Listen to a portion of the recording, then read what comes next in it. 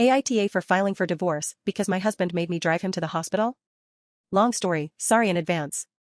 You know the saying about straws and camels. Well, this is the one that broke mine. We have been married for 3 years and together for 7. We have been having marital issues for the past year and there's a lot of lows and very few highs. I found out I was pregnant in December of 2022. When I was about 4 months along, we ended up moving closer to our families, which happens to be his hometown.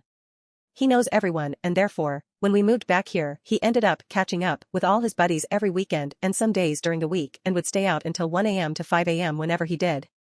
And then, he would come home drunk and expect to be entertained by me because he wasn't ready to sleep yet. It caused massive issues. And I still can't look at him the same.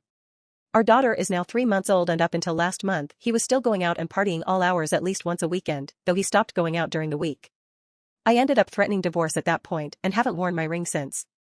But he got better. Actively tried.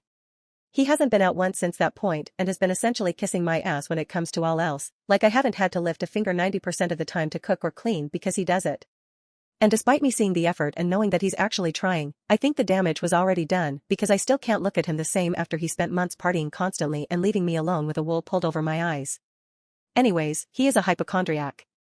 So on Friday, he got a headache randomly and it threw him into a panic attack and he kept saying he thought it was a heart attack or an aneurysm. He told me I had to drive him to the hospital. I told him no and he needs to call an ambulance because not only was the snow coming down thick outdoors and I didn't feel safe driving with our daughter in the vehicle, but his truck is also a POS and half the time when you're driving it says low power and stops working properly. As soon as I gave my reasoning, he snapped. He screamed at me to bring him to the hospital now and to stop being a selfish asshole. I could be having a fucking heart attack and you're giving me excuses why you don't care. So I drove him. It took me 40 minutes to get there, it's 15 minutes away. And when we did get there, I dropped him at the entrance to the ER, parked, grabbed my daughter and started walking. He yelled from the door to ask what I was doing. I told him I'm leaving. He said, let me call my mom to come get you guys. I said, I'm not getting in the vehicle with you or her actually. Do not call her because I will not go with her.